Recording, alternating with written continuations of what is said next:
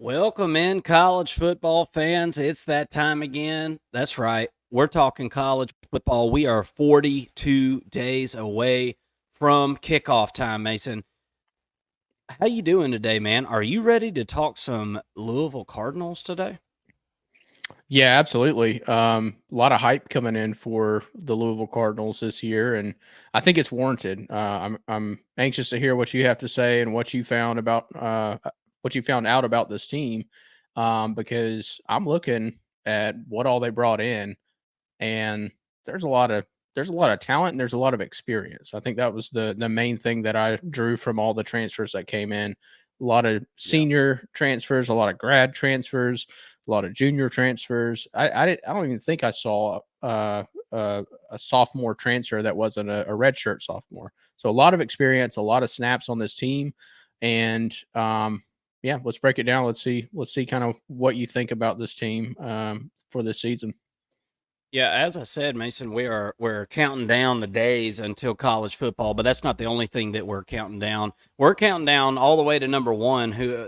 And look, this isn't an exact science, an exact ranking. We're going to re-rank these teams right before college football kicks off. But Mason and I put together a list a couple of months ago before these spring games kicked off, and we wanted to address and learn and explain our thoughts and hear your thoughts as well in the comment section on the 35 teams that we feel are going to really affect the college football playoff. Yeah, there might be a team here or there that wins a game they shouldn't. Happens all the time in college football, right? But these teams that we're counting down and taking into the season here with these countdowns, these are the teams that we feel like have the best chance to affect their conference and affect the 12-team college football playoff. And we are so glad that you are here with us, whether you're a college football fan or a Louisville Cardinals fan. We hope that you'll consider hitting the subscribe button and coming and hanging out with us throughout football season. We're going to have a really, really fun time this year. Yeah, so let's kind of jump into the Louisville Cardinals, man.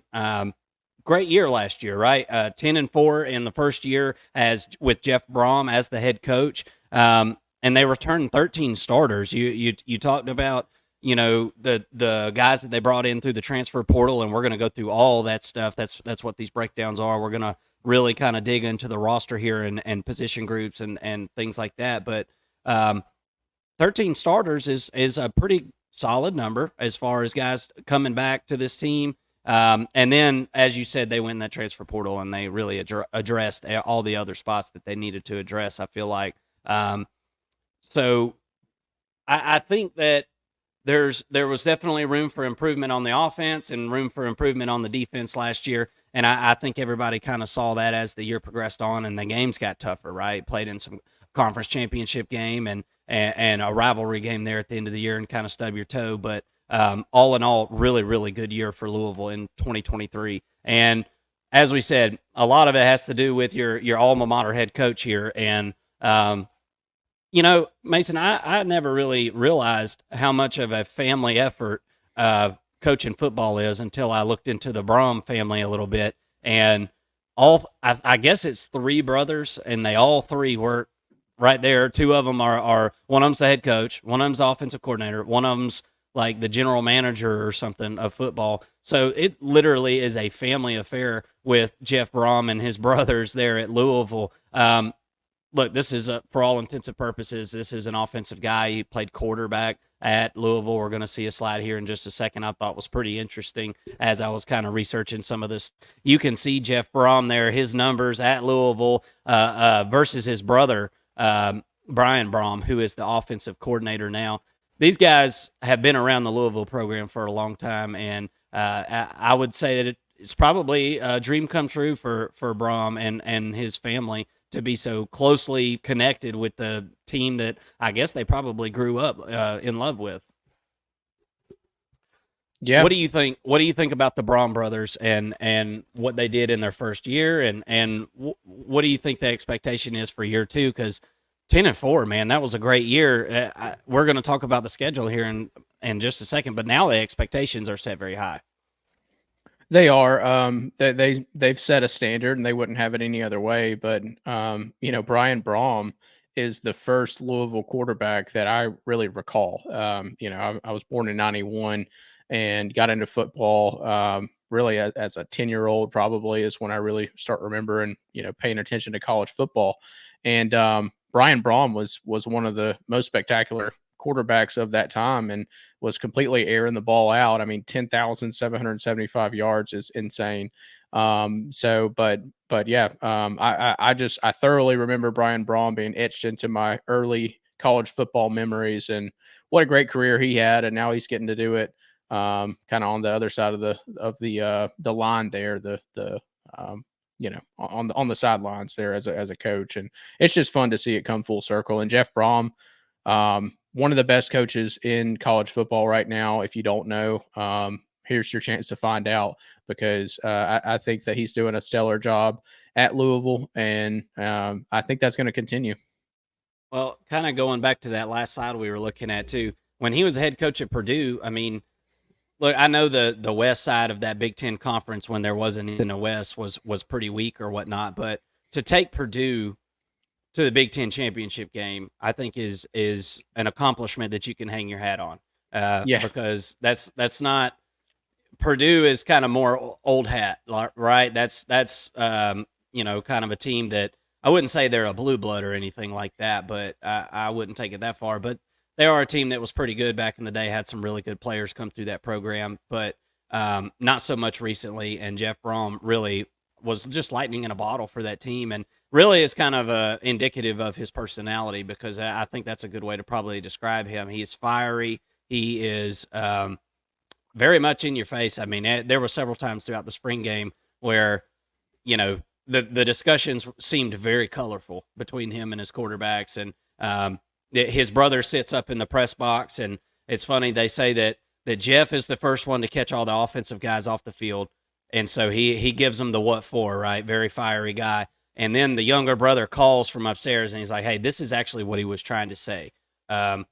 without being such a a stickler or whatever you want to call it. So thought that was pretty interesting. It seems like they have a very interesting dynamic there. We'd be remiss if we didn't bring up the most important player on the field, Mason. It's going to be the quarterback. Go figure, right? Tyler Shough has made his way through the college football landscape. I saw the other day he decided to get married. He was getting married out in California. They said they had to change practice times and days and everything so that their quarterback wouldn't be missing time with his team as he was in San Diego, California, getting married. This guy is a grown man, Mason. He's getting married but he's still playing quarterback at Louisville, and man, it's been quite a journey for this NCAA journeyman, I would call him. Look, I like Tyler Shough. I think the upside is really high.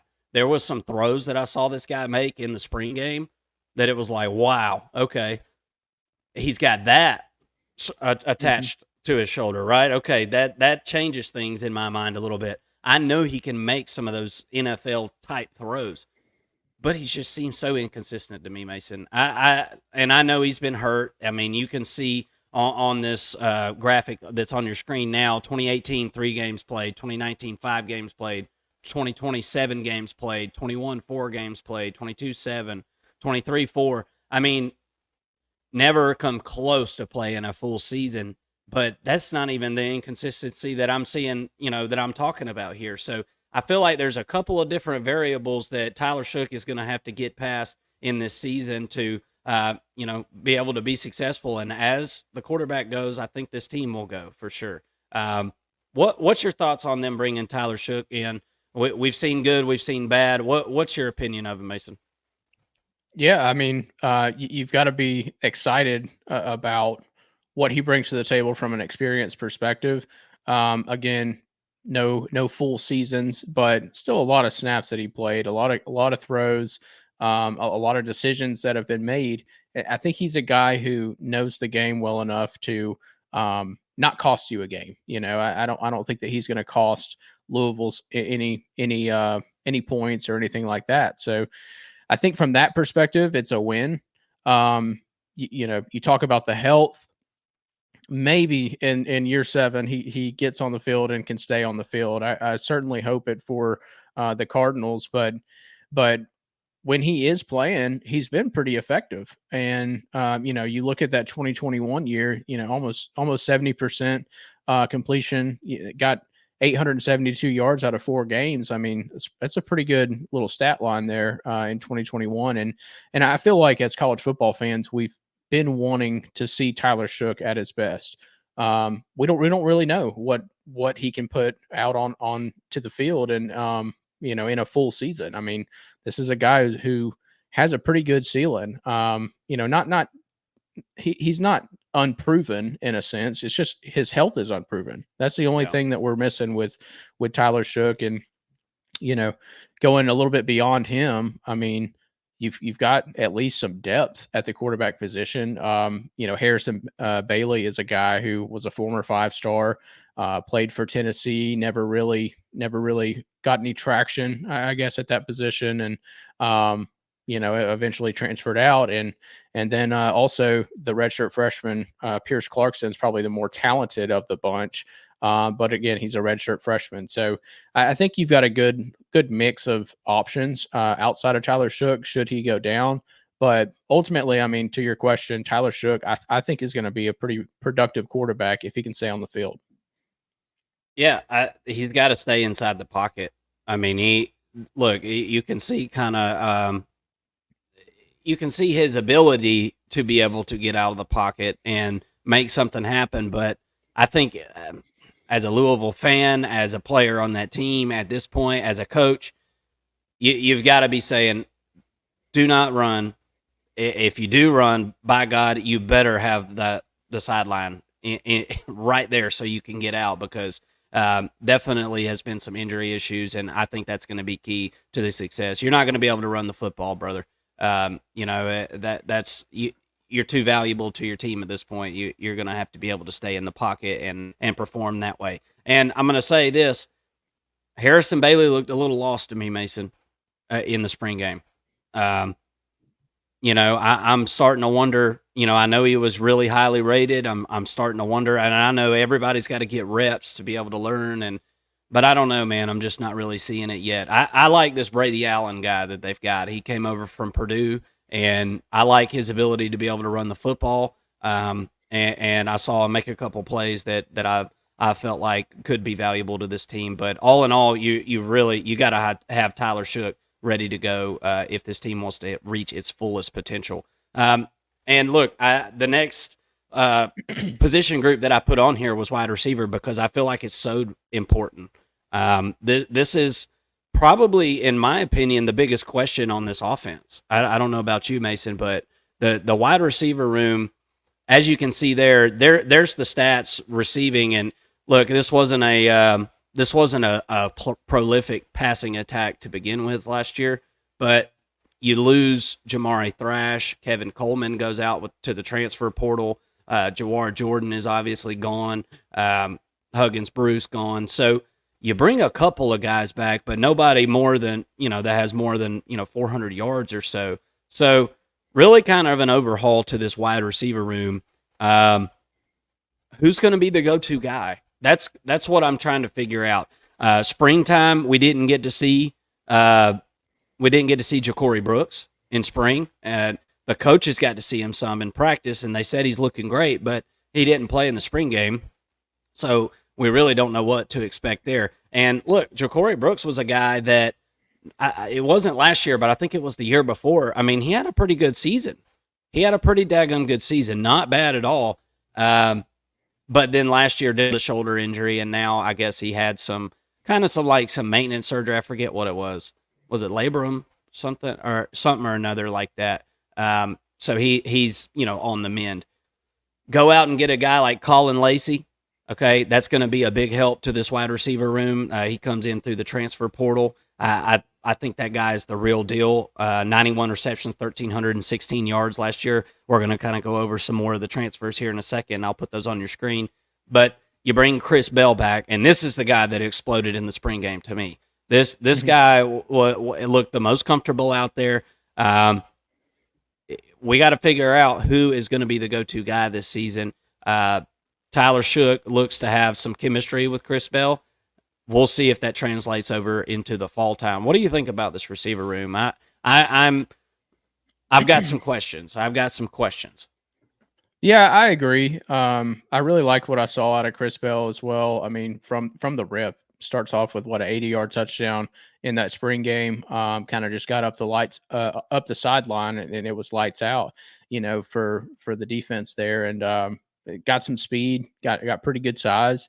I think he's a good mix for kind of a all around wide receiver, and could be your wide receiver one. You mentioned Ja'Cory Brooks coming over from Alabama. This is a former 5-star guy, and he did have the one really good year in 2022, but last year battled some injury, and probably didn't play that great outside of the in the snaps that he did get. But ultimately, 17 and a half yards per catch. This is a guy that has big play potential and should be a producer definitely for Louisville. And you mentioned Colin Lacey. I think he's the guy in the slot that you really expect to be sort of the dynamic playmaker for this team. You saw him catch some balls in the spring game. He looked pretty good. Really shifty guy. 76% completion percentage when he's targeted. That's really high, and that's really good for a receiver. 28 missed tackles. I mentioned the shiftiness. This guy is a yards after catch receiver, a true slot. And I think he's going to be really good going over the middle. One guy that I do want to highlight that isn't listed here, but Jaden King, redshirt freshman, number 47, caught a touchdown in the spring game. And I'm not basing it off of just that, but I think that he's a guy who's going to see more reps, might be a possession type receiver, and could work his way up the depth chart here. Yeah. Well, this is an offense in 2023 that was ranked 56 in passing yards per game, 62nd in passing touchdowns, and I believe that was some of it to do with the inconsistencies of Jack Plummer, right? And some of that had to do with there was one receiver that really stood out, and then there was a handful of other guys that kind of never really claimed that wide receiver 2 spot. Nobody really just unanimously took that position. So that's a big area of I think emphasis in this offseason is hitting those explosive plays and being able to be more adequate in the passing game. I think is going to be a big key to success if Louisville would like to, go try and make a run at an ACC championship, which is very possible. We almost saw it last year. So this is a team that's got the coach, got some of the pieces. We'll see if some of these pieces in the wide receiver room come to fruition. Let's just kind of go through some of our offensive transfer additions. We have already named a couple of them, but Ja'Cory Brooks, Colin Lacey, Mark Redmond is a guy that comes in the tight end room. Mason, we didn't even talk about tight ends yet, but you got Skinner coming over from Miami as well. You've got Mark Redmond in there. You got Jamari Jackson.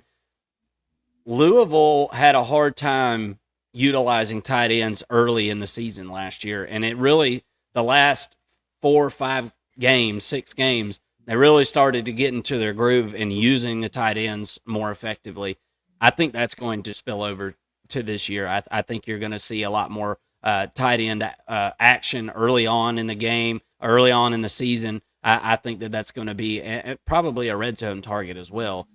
Those tight ends are always a nice big red zone target you can throw up and keep it away from defenders. But you'll kind of see a trend here beyond those playmakers there at the top. Tight end, offensive tackle, interior offensive lineman. There was a lot of talent grabbed up for that offensive line through the transfer portal, Mason. That was one thing I noticed. That was a huge emphasis for these guys. And one thing I also noticed when looking at this transfer portal, almost every player that Louisville brought in was better than what left. Because if you look at them ranked, all like the top 15 was all guys, minus just a couple. There was a Tyler Barron mixed in there. There was a running back, I can't remember his name. He transferred there and then left. But other than that, it when you had those guys ranked, everybody they brought in was at the top of the list, and everybody that left was at the bottom of the list. So That's Right. usually a pretty good sign. You're bringing in a higher talent level than what you got going out the door, and I think that's a big deal.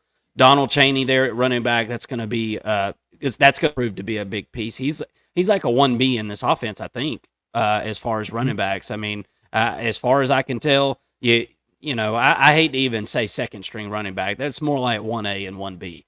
Right. These days. So I think that he is in line to help this team a lot. Running the football. We'll get to running backs here in just a second. There was a lot of guys that left, so it's pretty much a new and fresh running back room. And Donald Chaney is going to be a big help coming over from Miami to help with that. Antonio Meeks is a guy that's going to be given a chance to help out in that wide receiver room. We've talked about Tyler Shough, Monroe Mills, a guy that's going to be playing a lot coming over from Texas Tech, probably following his buddy Tyler Shough, I would imagine, over from Texas Tech. And Pete Nigra, that's a guy that's going to be starting. It's looking like Mason. So definitely going and getting some really good pieces through the transfer portal. I'll pull up the offensive depth chart, but all in all, on offense, from what we just saw, offense seemed to be the focus in the transfer portal. First of all, there was way more offensive players than defensive players. So definitely seemed to be the focus to me. What do you think about that transfer portal class? As we said, you can kind of look at these offensive linemen that are listed on the first team here.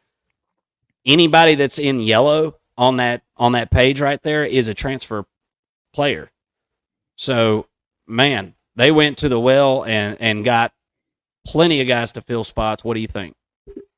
Yeah, I'm really excited to see what Jaleel Skinner brings to the table coming over from Miami. 6'5", 255, big tight end, and was probably a little bit misused and underutilized as well at Miami. He's got playmaking potential, and I think he's a huge red zone threat. I wouldn't be surprised at all if this guy ends up with 7 or 8 touchdowns on the year. And is a guy that just moves the chains for Louisville, who I think this year is still going to be a team based on the run. You mentioned the passing deficiencies last year. Well, when you got a guy like Jawar Jordan, who's in the backfield playing running back for you, you're going to run the ball a little bit more, and they ran pretty effectively. So I think you're going to see a lot of the same this year, which brings me to Donald Chaney, who coming over from Miami, 220-pound running back. He's kind of that thumper in this 3-headed monster, really, in the Louisville backfield, because Maurice Turner could certainly be. It wouldn't surprise me at all if Maurice Turner's the starter in game 1 of the season. He's kind of that all-purpose back, and then you got Keywan Brown, who absolutely just tore it up in the spring game and looked like a thumper. I mean, everybody else is playing, two-hand touch, and he's out there trying to knock people's heads off. So for the redshirt freshman, I thought it was a pretty strong outing from him, and he could very well be the best running back of the bunch. Really like what they have in the backfield for the running backs there. Really like what they brought in, but talking about the transfers here, you get 3 starters out of the transfer portal, which sometimes isn't a good thing. But yeah, offensive line talent in the transfer portal is hard to come by. So, you mentioned it and you hit the nail on the head. I mean, I think that Louisville just did a great job of picking up talent on that offensive line. And, Pete Nigra is going to be a guy who starts and had a great season, last year. And I think he's a really good center. Mendoza is going to be a playmaker, I think, and he is huge. He is a big dude. These tackles are massive. Right. And to me, Monroe Mills is probably the most impactful transfer in this class. And that's saying a lot, but I really like what the guy brings. I mean, he had 1,700 snaps overall at Texas Tech, played left tackle and right tackle. So he's a little bit versatile. Kind of a sneaky good grab out of the transfer portal there, but only gave up 2 sacks last year. This and Pete Nigra didn't give up any. So, but ultimately, Monroe Mills, I think, is going to really shore up the left side of that offensive line, and I think it's going to be tough for some players. Excuse me, it wasn't Nigra, it was Michael Gonzalez, who gave up 0 sacks, only 14 hurries last year. 2,000 over 2,100 career snaps for him as well. So a lot of snaps shared on that offensive line, and I think it's going to lead to a downfield attack from the Cardinals. And with these backs, I mean, it's going to be a pretty dangerous offense on the ground. Yeah, I think so too. Let's jump over to the defense, and you can see some of those numbers from 2023 as far as ACC ranks go. And for all intents and purposes, pretty good defense last year. Not bad. Forced 50 turnovers. That's an excellent number. And I think you're kind of looking at the secret sauce for what this defense was last year, right? If you get 50 turnovers, you're going to be able to mask some deficiencies on defense. And I think that's exactly what happened last year. And kudos to the coaching staff for, and the players for making that happen. It makes you look better on paper, so therefore you are better. Perception is reality in this instance. And look, I think it was overall first year Jeff Brohm being a coach. I think I think it was a pretty good job last year with that defense. Honestly, now. I feel like we'll kind of go into the transfers and some of the guys coming back, and there are certainly some great pieces coming back, but I definitely feel a little different about this defense than I feel about the offense. I feel I have more questions about Jeff Brohm and his style of defense, whatever that is. I have more questions about that than I do about the offense. I have a lot of trust in his offense, and I think they're going to score points and figure it out, but the defense is where I've got a few more concerns. I like some pieces. Let's kind of go over it. Ashton Gillotte coming back is an absolutely huge piece, Mason. 45 tackles, 14 and a half tackles for loss, and 11 sacks last year. When I looked up Ashton Gillotte, it looked like the first thing that popped up was his jersey for sale. Number 1 Louisville jersey being sold right now. So I think he's a fan favorite, and this was a guy that was super hyped up, coming in and didn't deliver right away, but boy, he sure did last year. He had a really good season by the end of the season. Pretty excited about him as a defensive end on that line. TJ Quinn, absolute beast. TJ Quinn was a middle linebacker last year, leading tackler for the team. I think he had around 80 tackles or something like that. 92. 92. There you go. Very, very, very good piece to bring back in a linebacker room that I feel like is a little bit deficient. We'll kind of talk about that, I guess, here in just a minute. But one guy that really popped to me, Mason, whenever I was watching the spring game is Quincy Riley. I think this is going to be a guy that really bursts onto the scene this year in a secondary that I feel like is pretty damn solid. If there's one thing that I'm not worried about on this defense, it's the secondary. I feel really good about it. Now, quarterback that has 5 or 6 seconds can pick apart a good secondary, with some in-tune wide receivers. But having a good secondary is always a good thing. Let's kind of jump over to the defensive. You got anything on those guys before we go to the transfer portal? Yeah, I mean, I think the biggest thing, best player on the team by far has got to be Ashton Gillotte here. Should have gone pro probably last year after the season that he put up. I thought it was a stellar year for a defensive end. He was very disruptive, 42 quarterback hurries. That is crazy. That is called That's wreaking insane. havoc.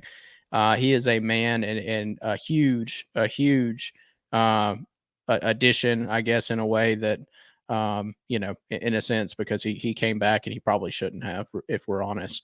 TJ Quinn, like you mentioned, 92 tackles. He also led the team in run stop. So a pretty good overall middle linebacker there. And, we'll get to the other middle linebacker there in the bunch, but a little bit later. And then Quincy Riley, 49 tackles, 3 interceptions, 12 pass breakups, which was the best on the team. If you get into double-digit pass breakups, that's a really good number. 11% missed tackle rate. It's really good for a cornerback to know that if he gets his hands on you, you're going down. And also a 36% completion percentage when targeted. That's a quarterback's nightmare. That's the epitome of a lockdown cornerback, and he's going to shore up the left side of that defense there for sure. Yeah, nice pieces there in that secondary. We'll kind of get into who they brought in through the transfer portal and all that here in just a second. Actually, here right now. As you can see, this is a much shorter list. There was a couple other players that Louisville brought in through the transfer portal, defensively. And I think probably the biggest pickup, in my opinion, in that secondary through the transfer portal was Corey Thornton. I know he's not the highest ranked guy, but this guy played 4 seasons at UCF, 47 games played in, 38 starts. That's a big deal. For a secondary player, I mean, that is a really, really, really big deal. And you bring in a guy like Tamarian McDonald, bring in a guy like Tavion Nicholson, Day McCullough. They brought in some really good pieces to back some of these guys up. But one of my favorite pickups was Thor Griffith. And if your name is Thor, you better be a badass, right? You can't be weak or not be a good football player if your name is Thor, right? That's like the boy named Sue type shit. So, pretty excited to see him. I know all the Louisville fans are excited as well. Big old dude that'll be right there in the middle of that defense. Not a ton of guys picked up on the defense, but I feel like it was good pickups in positions where you needed some depth, and I feel like the depth, the needed depth was answered through the portal, and not to mention you got some guys coming in through your high school class that you're feeling excited about. So all in all, I feel like it was a pretty good pickup. Yeah, absolutely. I mean, Thor Griffith, I think, is going to be a good run stopper up the middle, which is something that they definitely needed in this lineup on defense. And then let's see, you mentioned Corey Thornton. Look, you've got 2 really good cornerbacks. We mentioned Quincy Riley already on the left side. On the right side, having Corey Thornton over there, coming over from UCF, I'm with you. I think he might be the best defensive transfer of this class because here's a guy who had 27 tackles last year, which isn't bad. That's kind of average for a cornerback. 3 interceptions, 9 pass breakups. It's pretty dang good. 51% completion when targeted. Again, not a guy that a quarterback is really thrilled to throw against. 12% missed tackle rate. So when they come his way, he's able to put them down. Another guy who comes over with a ton of experience with 38 career starts, a lot of experience in that defensive backfield. And I think it's going to pay dividends for the passing attack of opposing teams. Let's pull up the depth chart, and this is kind of what we're looking at as of right now. And look, this is all subject to change, first, second, third string, but these are the groups of guys that are going to be making all the plays for your team this year. No more transfer portal between now and the start of the season, right? So all the guys there in yellow, those are transfer portal players. And as I said, I felt like this team did a really good job answering the call defensively to get depth. And if you're hitting the transfer portal, typically you're looking for those guys are typically looking for playing time. So being able to get transfers in and convince them to stay and be second string and say you're going to get playing time, you're just going to be rotated, I think that's pretty impressive. I think that's pretty impressive to get guys to sign on to that in today's crazy college football world where everybody's got to play right now. As we talked about, Corey Thornton, Thor Griffith, big pickups. Miles Jernigan, it was an outside linebacker at Cal, and he'll convert over to the Leo position, which is essentially a defensive end in this defense. Not a guy with a ton of experience, but I think a guy with some pretty good upside. The guys are projecting him to be a starter, so we'll kind of see that Leo position is one that kind of concerns me. And essentially, like I said, that Leo position is like a outside linebacker that lines up on the line, right? Well, you see all the transfers, first, second, and third string, all transfer guys coming in to fill that spot. That might be a little concerning, Mason. It might be, it could be a sign. I'm not saying I don't like Miles Jernigan or Tramel Logan. I'm not quite sure what those guys are going to bring to the table as an everyday starter and an every down player. But when you've got a whole just a whole new group of guys in there. There has to be some time to build continuity, and I am a little bit concerned about that. What do you think about the rest of this defense? The linebacker room to me seems like you got some really good pieces. TJ Quinn, great piece, right? Could play on any team. But I also, like I said, I see a lot of guys just coming into this program. Some of them may be upgrades, but at the same time, not much time to build continuity between these players with this transfer portal, era that we live in. What do you think about, the rest of this defense and how it shapes up this year? Yeah, I mean, a defense is in a lot of ways only going to be as good as its defensive line. I'm concerned about the depth on the defensive line. You brought up the Leo spot. Um, they got to have one of those three hit, right? And there's a good chance that probably one of them will be at least a decent, serviceable player. The other kind of weakness, I guess, on the team, on that defensive line at least, is the defensive tackle spot. You do have Desmond Tell there, who's a pretty big guy, 6'1", 295. Actually, just from up the road here from us, Mark. He went to Dutchtown High School, Okay. Stockbridge, Georgia guy.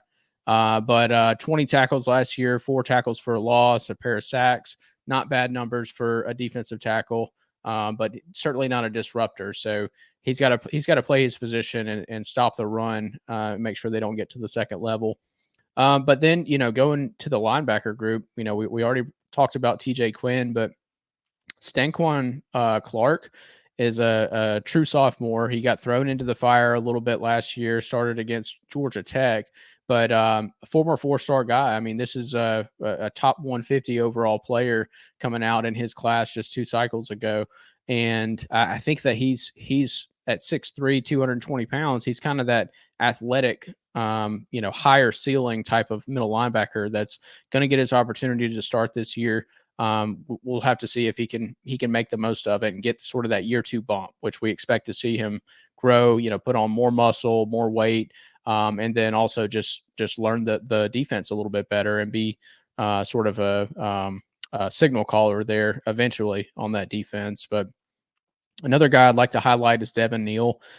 Played last year for Louisville and had a great year. 74 tackles at the free safety position, 4 interceptions, 6 pass breakups, 61% completion pass or percentage against him in the pass, and just 12% missed tackle.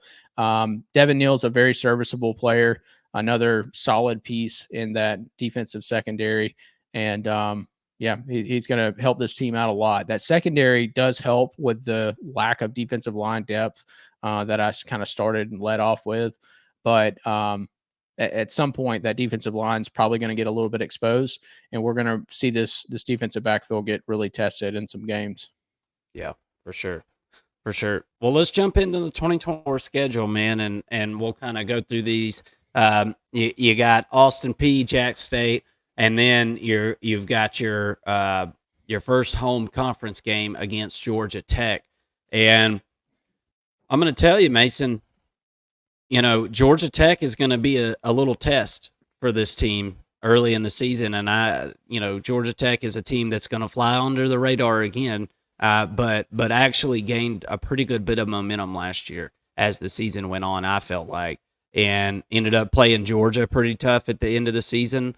I think they've got a coach on their hands at Georgia Tech that's going to end up being pretty good. But you go on the road for your first road game of the year to Notre Dame. That's going to be a huge matchup. I cannot wait to see that one. And you've got SMU at home, Virginia on the road, Miami at home, and then Boston College on the road. Pretty interesting start to the season. I don't see anything that's just like, other than Notre Dame, I feel like all those games should be won, Mason. Maybe Miami that's going to be a really good game, I think. But other than Miami and Notre Dame, man, I think you got some pretty easy wins in those first 8 games. And then you're going to close out the season away at Clemson, away at Stanford, home Pitt, and away at Kentucky. That's always a barn burner. And now you've got to go do it at Kroger Field. You got to go to the grocery store and get your win there. So what do you think about this schedule? Um, I think I think there's a high ceiling for this team, but I do believe that if a couple things went south for a lot of teams in college football, not just Louisville, but if a couple things went south, I could see the floor kind of sliding out from under this team a little bit. But what's your thought process on record wise for the Louisville Cardinals in 2024? How are you feeling on it? Yeah, I think that this is a probably like an average schedule for an ACC team as far as just strength of schedule goes. But when you really break it down, yeah, you mentioned in the 8 games, there's really only 2 that you're circling and kind of worried about, but there's also 4 other ones in Georgia Tech, SMU, Virginia, and Boston College that could be close games. Yeah, Those are pretty good teams for the most part, and look, Louisville's not a Georgia or an Ohio State. Um, that they're going to have a little bit of issues. We saw last year against Georgia Tech, they only won that game by 5 points, and it was a pretty close game all the way through. So I'm a little bit more apprehensive on the first 8 games, I guess, because 4 of those games kind of could go either way. They should be favored in those 4, but those are definitely games that you could lose. Ultimately, Vegas has the over under at 8.5 wins this year. This is a potentially a 10-win team, but it's also potentially an 8-win team, and so that's kind of the range here. A 2-win sort of range to me. I think that they do probably middle around 9-3. You mentioned the Governor's Cup at the end of the season against Kentucky. Kentucky's going to be a whole new offense, right? And we know how tough they play on defense. It's going to be a really tough game for Louisville to match up against. I'm excited to see that secondary against Kentucky, but Kentucky's going to be able to kind of put some guys out on the ground, and if you can't stop the run against them, I think you're going to be in a lot of trouble. So, and then Clemson, look, EA Sports College Football 2025 is really high on Clemson. Recently, they just released their top 10 defense and offense, and Clemson was top 10 in both of those. I don't think that I think that they're overrating the Tigers there a little bit, but look, Clemson's still a really good team. They may not be a playoff team. Maybe they are a playoff team now that they're expanding to 12 games, but that's going to be a tough game for Louisville for sure. But yeah, I mean, ultimately, you brought up Miami. I think Miami's going to be a really tough matchup for the Cardinals, and probably a game that I have them losing. So if I'm picking the losses right now, I think that Notre Dame is a loss. Notre Dame's going to be really good this year. I think that Miami's kind of that upset loss, that first upset of the season for them, where you kind of you kind of pick Louisville to win that game, at least at this point in the offseason. But I think that Miami's going to be sneaky good. Clemson, I do have as a loss as well, and then a loss against Kentucky puts me at 8 wins on the season. I'm not rushing to bet that, but those are the 4 games that I think that they could end up losing. But who knows? Those are all games that Louisville could win very well. We saw them really beat Notre Dame last year and play a really sound football game in that game, and Louisville did just as much work in the offseason to boost their roster as Notre Dame did. So I'm not saying that they necessarily are definitely going to lose those 4 games, but those are 4 that I think if you're a Louisville fan, you got to circle and say we really got to watch out for these games. yeah, yeah. Well, here's a couple positive notes. Bye week right before Georgia Tech. That's a big help, I think. Get your ducks in a row. It's still early in the season. You kind of get your easy games out of the way, right? And then you get a whole 2 weeks to get ready for Georgia Tech, and I think that is extremely helpful. And you get to have them at home, so I think you can get away with that one. Going to be really tough to win at Notre Dame. It's hard for anybody to win at Notre Dame, so I'm going to stick with Notre Dame on that one. I think you can take care of SMU. Might be a closer game than what people think. Virginia, I think you can take care of business there. Miami, I like Miami in that game. I just got to be honest. So there's 2 losses. Feel good about Boston College. Lose the Clemson game. That's 3 losses. And then I feel like the Kentucky game's a coin flip. So I know Kentucky fans would say, well, we've owned them, and so maybe I'm leaning a little bit towards Kentucky. We'll do a Kentucky breakdown, I guess, here in a few days. But all in all, man, I think 9-3's got to be the goal, right? If you're 9-3, you're right on the verge of some serious talks and going to some good postseason destinations. And I think that's what the goal needs to be for Louisville this season. And one thing that we didn't mention on the schedule, you miss Florida State, so that's, I feel like that's kind of a nice, little gesture the ACC threw in there for you. You pick up an SMU and don't play a Florida State. I'll take that trade. Louisville fans, we want to thank you so much for tuning in. College football fans alike, you don't have to be a Louisville fan. Hit the subscribe button. Come hang out with us. We're about to have a ball this college football season, and we want you to be a part of it. Thank you so much for tuning in the First and Long College Football Show. Everybody have a great night.